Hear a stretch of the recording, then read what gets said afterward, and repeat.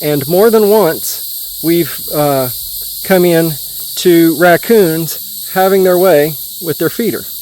Welcome to TNT Homesteading. Join us as we continue to expand our off-grid life here on our 10 acres in eastern Oklahoma. Hey all, welcome to TNT Homesteading. This is Terry. So, working on another project, but storms are moving in. So we're going to see how much of this I get done before either the storms get here or dinner is ready. So currently I'm inside our enclosed run where we expanded all this space for the chickens to have when we keep them closed up. They've got quite a bit of space in here to sort of just keep them away from predators. It's just a plastic deer fence, but so far it's done a great job.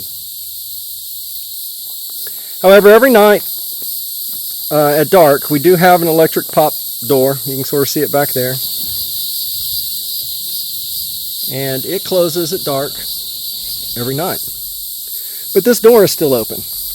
And more than once, we've come in to raccoons having their way with their feeder. And we don't want that. So something we decided to do, and this will help us whenever we decide to step away, go on a vacation, be away from the house a couple of days, is we're going to install another electronic door here in the fence. That way we can keep this closed all the time. And at night, this door will close, and that will keep raccoons and stuff going in and having their way with the chicken feed. But the feed and water is all in there. It's just we wanted more space for the chickens to have during the day.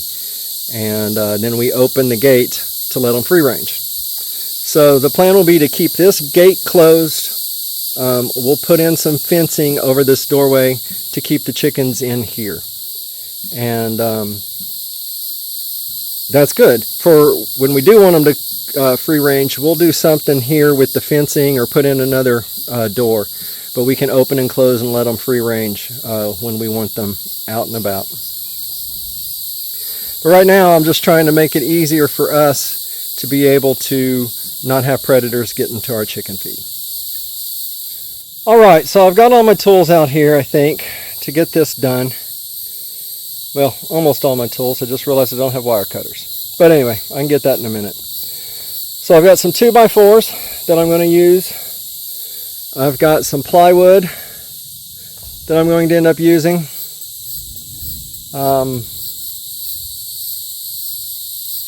Probably. I'm going to go look for one more thing just in case, but that's probably what will get used.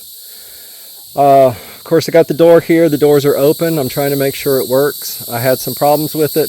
I think just the batteries weren't charged when it got here. And it's been so dark and cloudy today, it took it a while to get enough sunlight to charge up the batteries. But we're going to see. So the plan is to cut the plywood inside those two 2x4s. Press it against the fence and put these two 2x4s behind them, screwing into this 2x4 and that 4x4. And then I'll come around to the outside and screw in the plywood into the 2x4s that way to make a little frame. Then I will cut a hole. This is not in order. I'll cut a hole through the plywood that door will accommodate, and cut a hole in the screen for the same. And then I can, once I put everything back, I can mount this door to the plywood through the screening. And the doors will close. It'll keep things from getting in. Doors will open. The chickens can come out. At the moment, I'm just going to watch it and make sure the door's open and closed the way I want it to before we start just depending on the chickens using that, because I don't want them getting locked out. So that's the plan. I know dinner's cooking, and I doubt you can hear it, but there's lots of thunder behind me.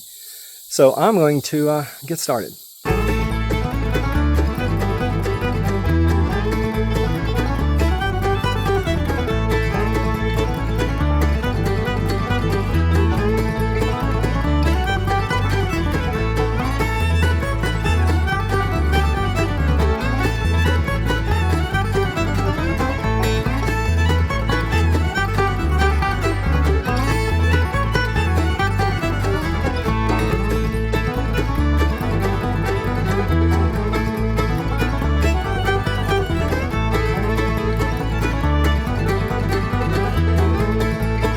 storms are about to move in. Dinner's ready. It's starting to get dark.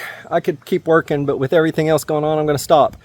Also, I said I had problems getting the door to open this morning. Well, it was flashing low battery at me. So that does tell me that the batteries came pretty much dead, and we haven't had that much sunlight today. So I'm just going to let it charge up and make sure that's going to work, and it opens and closes before I finish this project. Because I'm still doing this, it's just whether I use this door or not.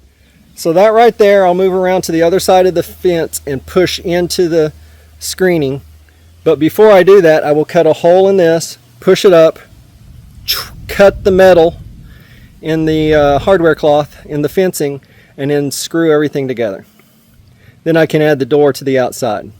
But just in case I don't use this door, I don't want to make the hole too big, because I think each door is slightly different.